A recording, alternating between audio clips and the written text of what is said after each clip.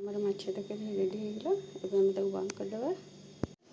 Hello hi ନମସ୍କାର ସାଙ୍ଗମାନେ। ଆଜି ତ ଆଉ ଘରକୁ ମାଛ ଆସିଛି ଆଉ ମାଛ ତରକାରୀ କରିବା ଆଉ ଭାତ ରାନ୍ଧିବା। ଚାଲନ୍ତୁ।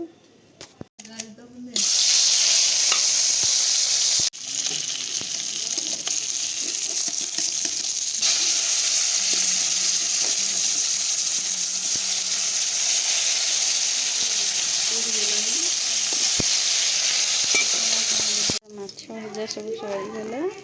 ଭାତ ବସାଇଦେଲି। ମାଛଟା ଗ୍ୟାସ୍ରେ ତରକାରୀ କରିବି।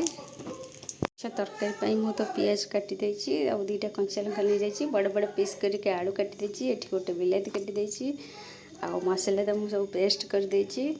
ଆଉ ଆପଣମାନେ ତ ମୋ ଭିଡ଼ିଓ ଯଦି ଦେଖୁଥିବେ ଆଉ ଆପଣମାନେ ମାଛ ତରକାରୀ ଭାତ ମୋ ପରି ରାନ୍ଧନ୍ତୁ ଆଉ ଖାଆନ୍ତୁ। ଜଲ୍ଦି ଜଲ୍ଦି ଯାଇକି ମୋ ଚ୍ୟାନେଲକୁ ସବସ୍କ୍ରାଇବ୍ କରନ୍ତୁ।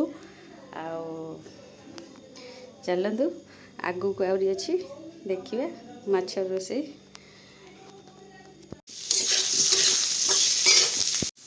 ମାଛ ତରକାରୀ କରୁଛି।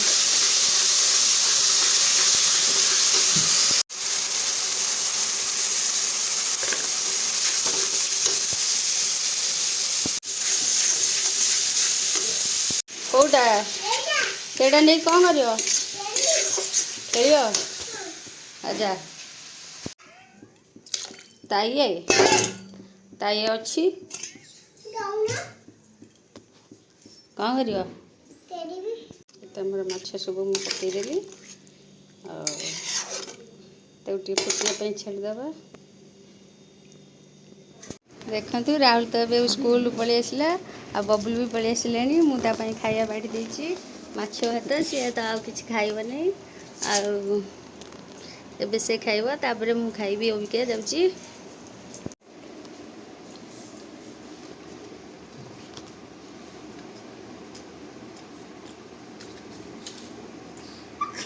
ଏବେ ତ ପିଲାମାନେ ଖାଇଲେ ମୁଁ ଯାଉଛି ଖାଇବି।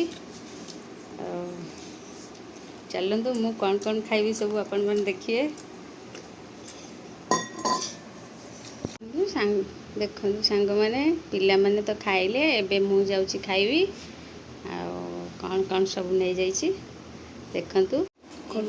ଏତେ ଜହ୍ନି ପୋଡ଼ା ଆପଣମାନେ ଦେଖନ୍ତୁ। ଆଳୁ ପୋଡ଼ା, ବିଲାତି, ବାଇଗଣ, ତା ଦେହରେ ଭେଣ୍ଡି ପୋଡ଼ି ଦେଇଛି ଆଉ କଞ୍ଚା ଲଙ୍କା ଆଉ ପିଆଜ। ଏବେ ପାଗ କରିଦେବା ଦେଖନ୍ତୁ।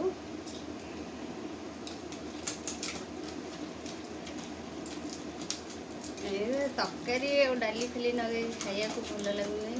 ଆଉ ପୋଡ଼ା ପୋଡ଼ି ତ ଯେତିକି ଟେଷ୍ଟ ଲାଗୁଛି ଏମିତି ତରକାରୀ ବି ଡାଲି ଭଲ ଲାଗୁନି। ମୁଁ ତ ଡାଲି କରିନି। ଆଉ ଇଏ ତ ଶାଗ ଭଜା, ଆମର କଖାରୁ ଭଜା ଆଉ ପଇଥ ଚଟଣି। ଶାଗରେ ମୁଁ ଦୁଇଟା ପ୍ରକାର କରିଦେଇଛି। ଶାଗ ତରକାରୀ, ଶାଗ ଭାଜିଦେଲି। ଶାଗ ବି ଘରକୁ ଆସିଥିଲା।